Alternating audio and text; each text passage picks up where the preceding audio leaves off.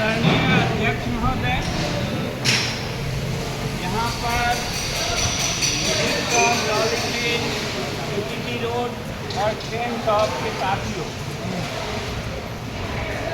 आज हम लोग वो बात करने के लिए आए हैं। वोट की तो बात है ही, लेकिन सबसे बड़ा समस्या अभी मूलभूत है जो मजदूर के हित से जुड़ा हुआ है।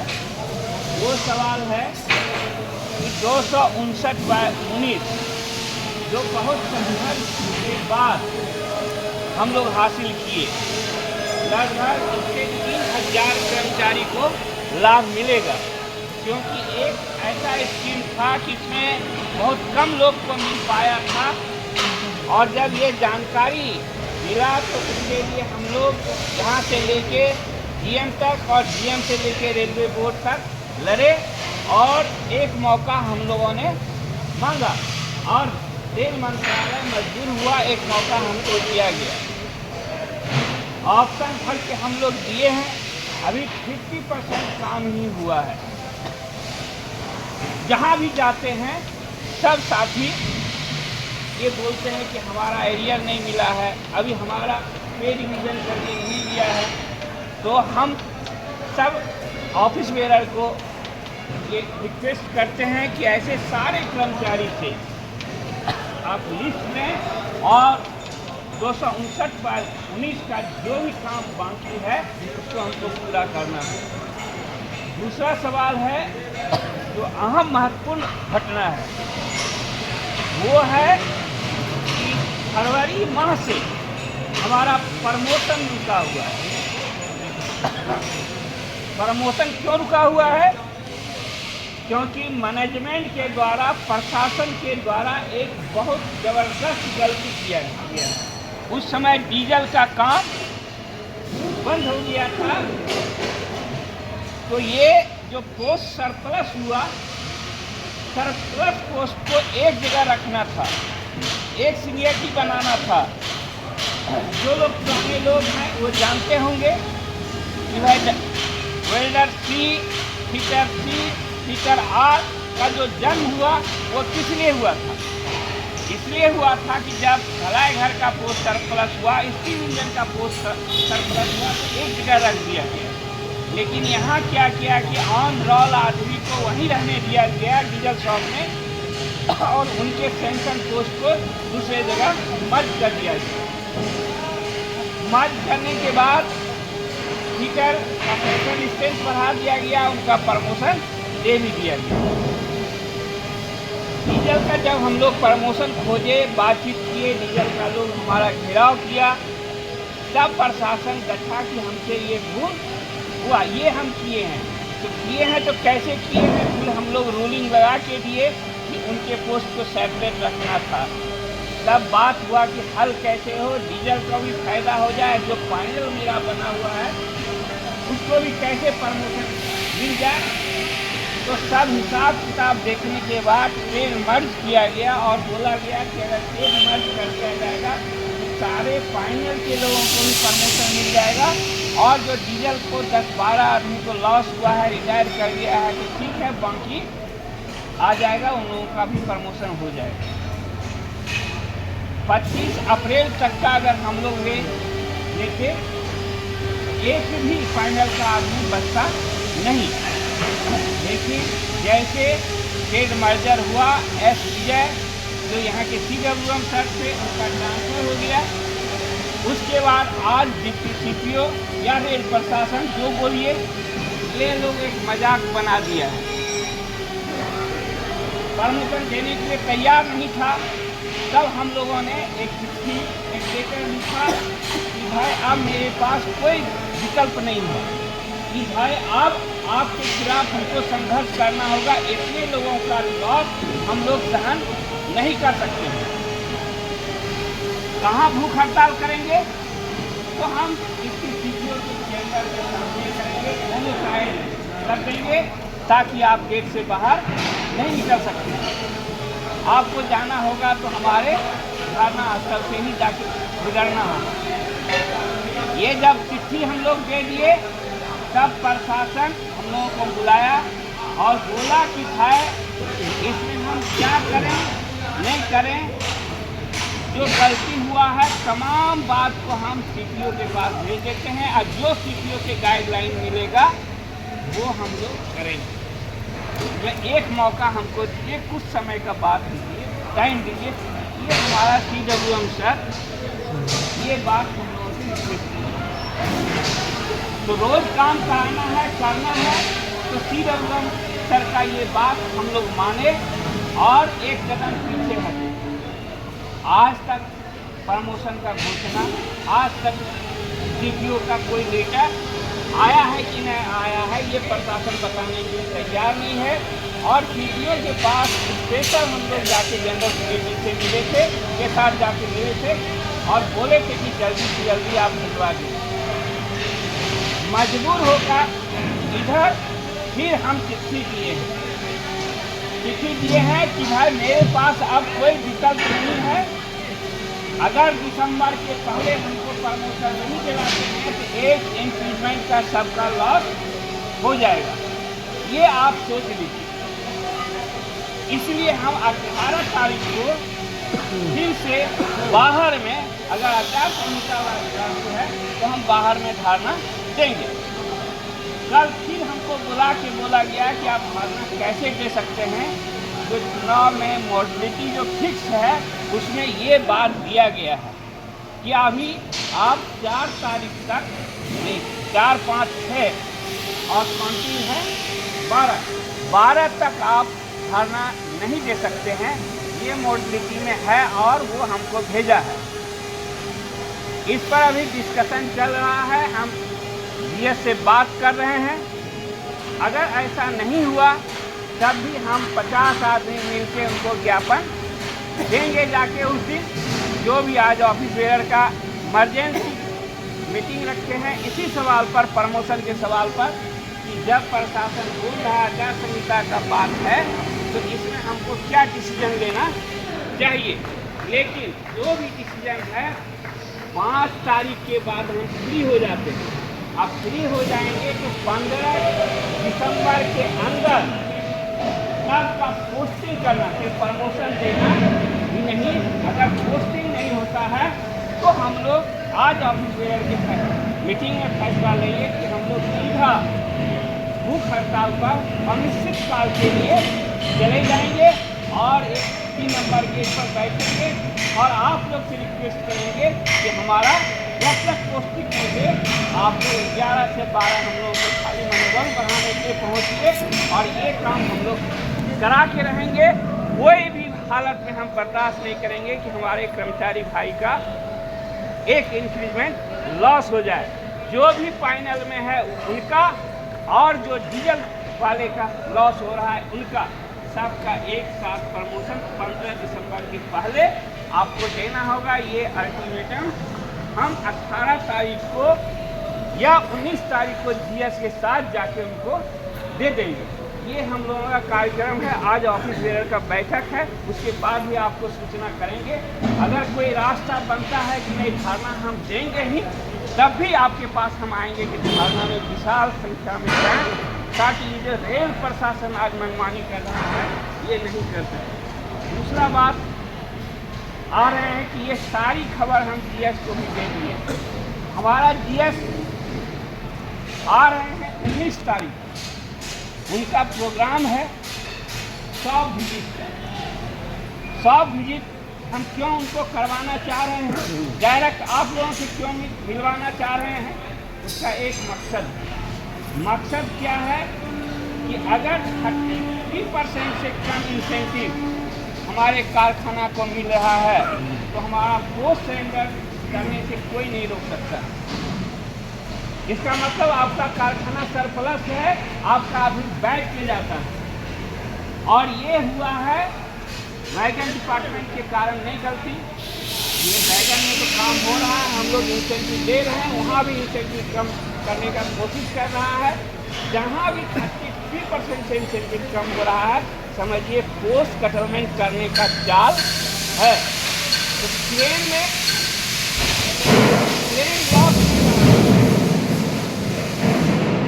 बॉक्स एंड HL का जो काम हो रहा है वहाँ लॉस में जा रहा है। आपका मिल लाइट और इलेक्ट्रिकल डिपार्टमेंट पहले से मेंटेनेंस शॉप है, इसलिए 33% की जगह आज हम 12% इंसेंटिव उठा रहे हैं। तो हमारी लड़ाई है कि डीएस को दिखाएं कि देखिए किस तरह से हमारे आदमी के हाथ से काम छीनकर कंपनी को दिया जा रहा है। आप अपने आंखों से देखिए। और इसके बाद जो मेरा प्रमोशन और इंसेंटिव की लिए लड़ाई होगा, इसमें आप साथ दीजिए और नियम बताइए कि हम लोग काम करना चाहते हैं, तो सिर्फ हम लोग कर नहीं रहे हैं।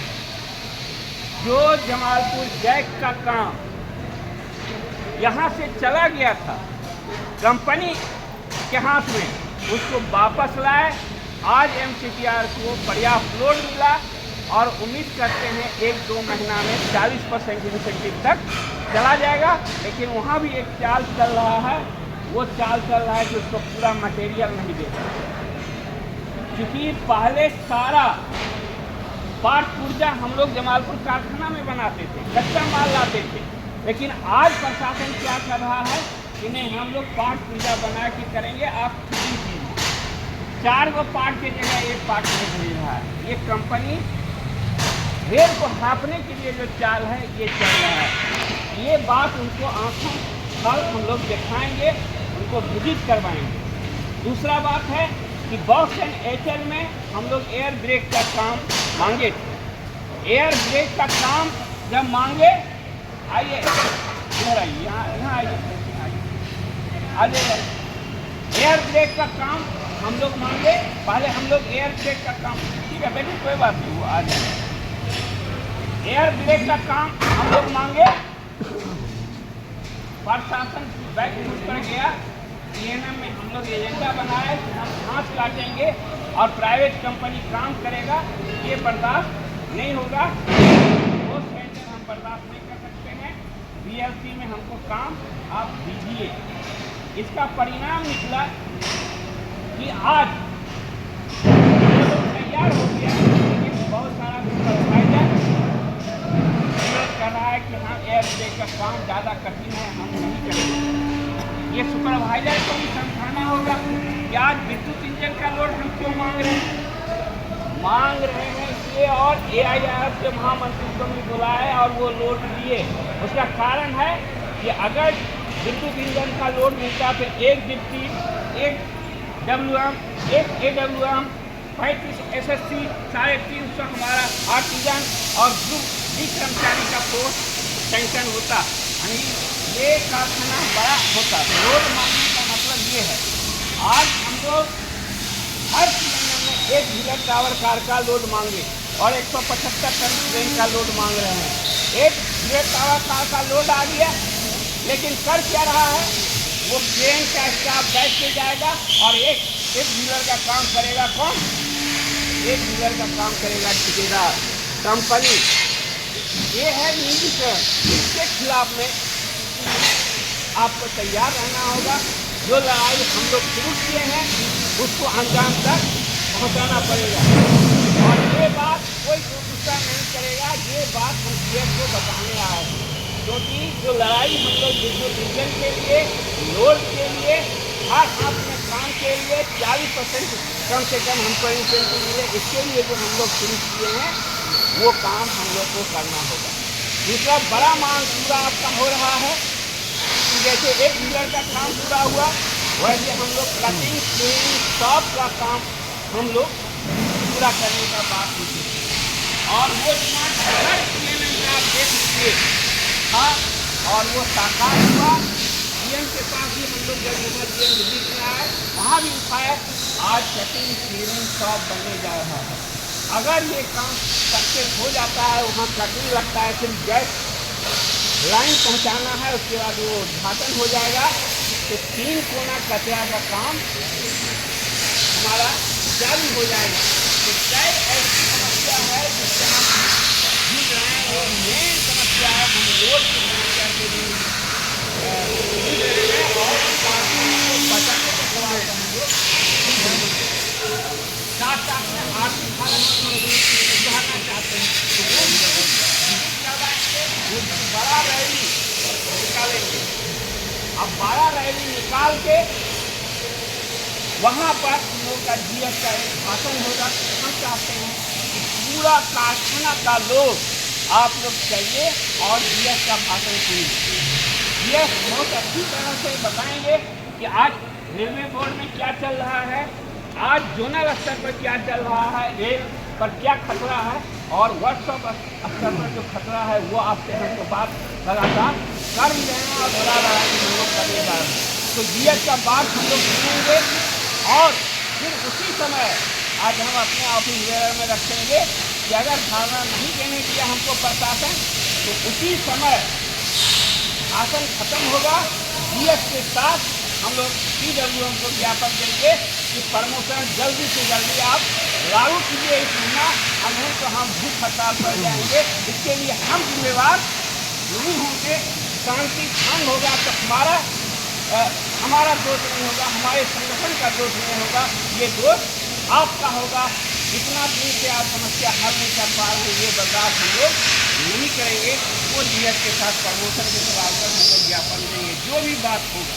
और अगर CWM और जीएस या CPO ये तैयार हो गया कि आप धरना दे सकते हैं तो हम धरना भी उस दिन देंगे। लेकिन 15 दिसंबर के पहले पोस्टिंग करना होगा। ये बात हम लोग CWM को 19 तारीख को जीएस के साथ जाकर हम लोग चाहते हैं। ये एक बड़ा बात आपको बताया, इतिहास आपके पास सामने है। आज पेंशन के सवाल पर आप लोगों को बताया, कोई भी लड़ाई आप बोलिए 74 का लड़ाई, एक दिमाग था मेरा बोनस। 22 दिन का हड़ताल यहाँ हुआ, सब जगह 20 दिन, और जमालपुर कारखाना 22 दिन का हड़ताल हुआ।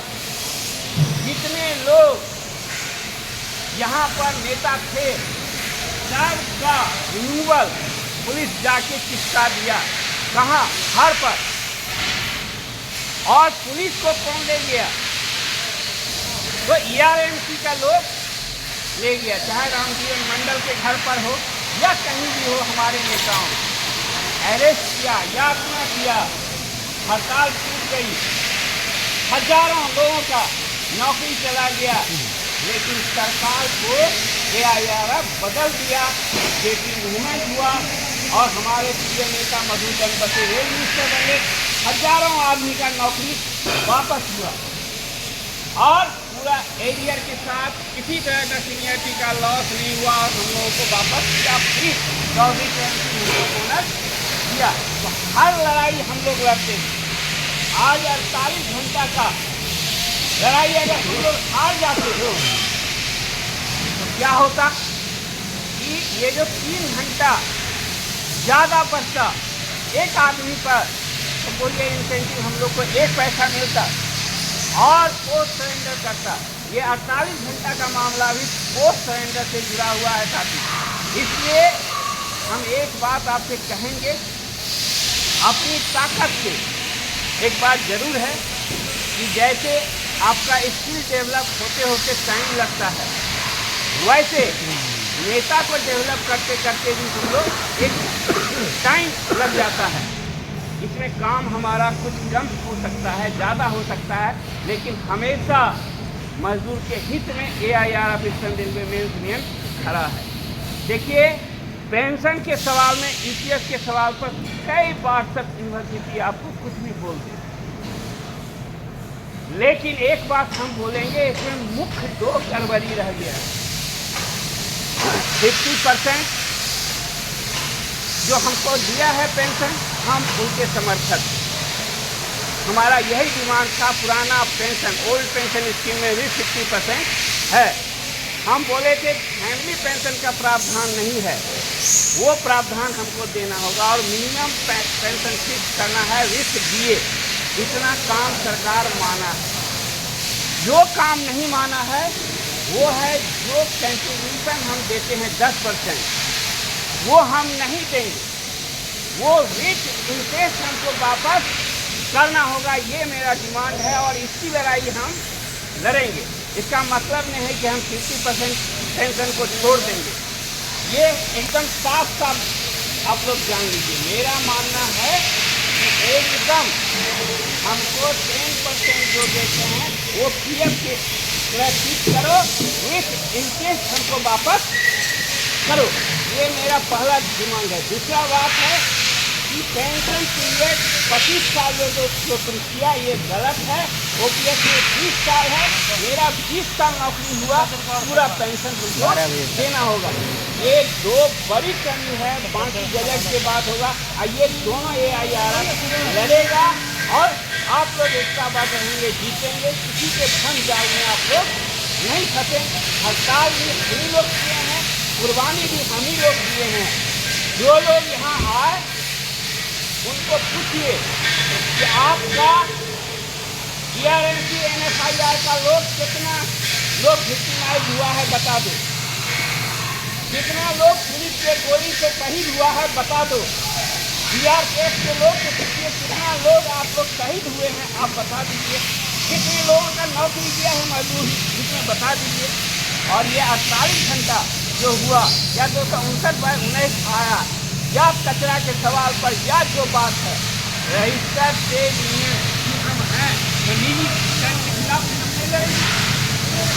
कौन रोका था? आज बोलता है 2004 के बाद भी कांग्रेस गवर्नमेंट यहाँ बनी थी और ऑर्डिनेंस लाया कौन? अटल बिहारी वाजपेयी, और उसको कानूनी रूप दिया दोनों पार्टी के लोग मिल के और NCF को लाया। कोई रोका था? आज धर्म जाल फैला रहे हैं। आज धर्म जाल में जो भी NCF के भी खिलाफ लड़े हैं और GTF के कमी के खिलाफ भी हम लोग लड़ेंगे और निजीकरण के खिलाफ लड़ेंगे। रेल को हम लोग बचाएंगे। इसलिए हम लोग आपसे अपील करते हैं कि हर जगह हमारा ऑफिस एरियर है, सबको काम पूरा दीजिए और काम नहीं हो तो आपका यूनियन ऑफिस हमेशा है खुला हुआ। हम लोग हमेशा 24 घंटा रहते हैं, आपका काम करेंगे। एक होगा लेकिन सबका काम होगा, क्योंकि म्यूनसिपल कैडर का अलग सोचने का तरीका है, ऑफिसर का अलग सोचने का तरीका है, कहीं कहीं एक हो जाता है, लेकिन काम हम लोग करेंगे। ऐसा कभी नहीं होगा कि आप जाइएगा हमारा मंदिर और हम लोग निराश आपको करेंगे, ऐसा हो नहीं सकता है।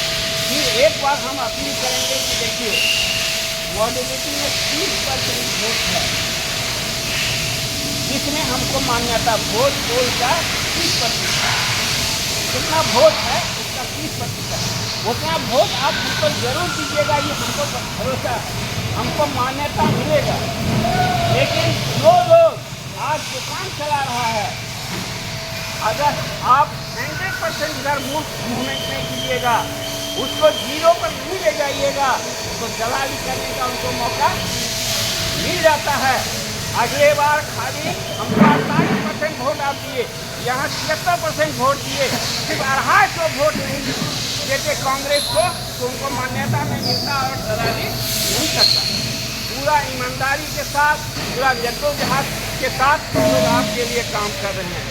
आप जायता खाप पर एक वोट दीजिए और रेल को बचाइए, और रेल बचेगा, निजीकरण से रोका जाएगा, तभी आरक्षण और तमाम समस्या का हल होगा।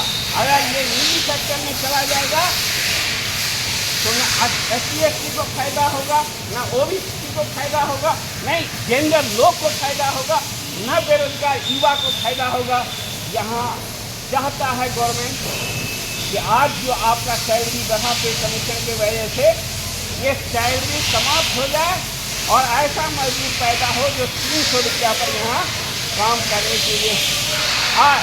अगर 300 रुपया वाला लोग आएगा तो अपने बाल बच्चे को जितना शिक्षा महंगा हो गया, पढ़ा नहीं लिखा नहीं सके, तो देश को एकदम अंधकार के जीवन में भेजना चाहता है ये सरकार।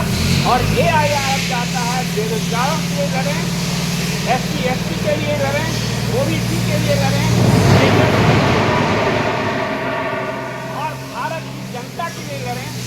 हम चाहते हैं कि एकदम सस्ता सुविधा रेल सुविधा मिले, और जिस तरह से प्राइवेट ट्रेन चलाया जा रहा है कि लोग इमरजेंसी इतनी बड़ी आबादी है, लटक के हम जा रहे हैं, कल हमारे जनता को टिकट रहते हुए धक्का मार के भगा देगा कि आपको यहाँ नहीं चलने देंगे। तो कुछ लोगों के लिए ट्रेन नहीं हो, पूरे जनता के लिए ट्रेन है, ऐसा AIRF का सोच है। इसलिए हम चाहते हैं कि एक बार ऐसा इस बार वोट दीजिए कि AIRF ही रहे और बाकी यूनियन का विनाश हो जाए, ताकि रेल को मजबूती से हम बचा सकें, निजीकरण के साथ बचा सकें, रोक सकें, और 8वां पे कमीशन जो हम लाना चाहते हैं वो लेके आए, और EPF में जो कमी है उसको हम सुधार सकें, और जिस तरह से हमारे वर्कशॉप को मॉडर्नाइज करने की ज़रूरत है या जो लोड का कमी है हम लोग ला सकें। ये मेरा मुख्य कहना है। आप लोगों से एक बार फिर रिक्वेस्ट करते हुए कहेंगे कि गायता छाप पर एक वोट दे करके विजय बनावें, और 19 तारीख को आप लोग जरूर आवें, सब लोग 11 से 12 1 घंटा टाइम दें, ताकि BS का प्रोग्राम, BS का मनोबल बढ़ जाए और जमालपुर कारखाना का रेल का विकास हो। इसी के साथ अपना वक्तव्य हम समाप्त करते हैं और एक बार जिंदाबाद का नारा लगाइए।